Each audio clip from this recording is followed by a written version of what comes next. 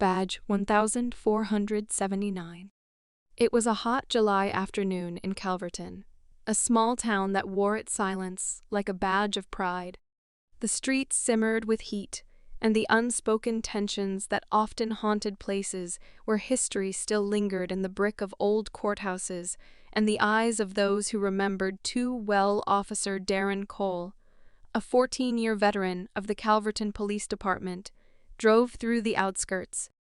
In his cruiser, a proud officer, a patriot, raised in a home where the American flag hung higher than the family portrait. He believed in law and order, in justice, in rules. But if he was honest, deep down, he also believed something else, that trouble usually had a certain color that day. Trouble wore a navy hoodie walking along highway. 8 was a young black man, mid-20s, hoodie pulled low despite the heat, a backpack slung over his shoulder. Alone. Not from around here, Darren thought. He radioed it in the cruiser, screeched to a stop just ahead of the man you there. Darren shouted, stepping out. Hands where I can see them. The young man stopped, startled but calm. I'm just walking to the bus station ID. Darren demanded I have it, the man said, reaching slowly, but Darren's hand was already on his gun. Slow. Don't move fast, the man froze. I'm not doing anything wrong.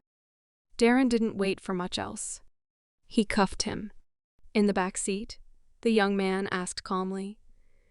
Can I speak now? Darren said nothing. My name is Lieutenant Brandon Myers. U.S. Air Force. Darren laughed, glancing in the rearview mirror. Sure you are. Brandon said nothing. When they arrived at the station, Darren led him in and emptied his pockets. Out came a folded badge. Not just a badge, a federal badge. Darren felt the blood drain from his face. The chief came out, pale. Darren, you just arrested a federal intelligence liaison with Homeland Defense. Badge 1479. Clearance Echo 1. Darren stammered. He looked suspicious. He was walking by the highway. The chief silenced him. With a look, Brandon stood calmly. I wasn't undercover. I was heading to debrief with local enforcement about an imminent threat in your area. Now, thanks to your officer, we've wasted 3 hours. The chief apologized profusely. Brandon turned to Darren. Do you know what it's like to wear a badge and still feel unsafe when a uniform approaches you? Do you know what it's like to be trained to protect a country that looks at you like you're the threat? Darren didn't answer. Weeks passed. The story spread, and the department faced heat. Darren was suspended. But that wasn't the end. Brandon, unexpectedly, requested to meet with Darren again. The town buzzed with curiosity. Why would a man falsely arrested want to speak to the man who did it? They met at the local Veterans Center. I asked to see you, Brandon said. Darren scoffed. Pity no. A lesson. You were wrong. I know that. But maybe that moment can be the thing that breaks the cycle.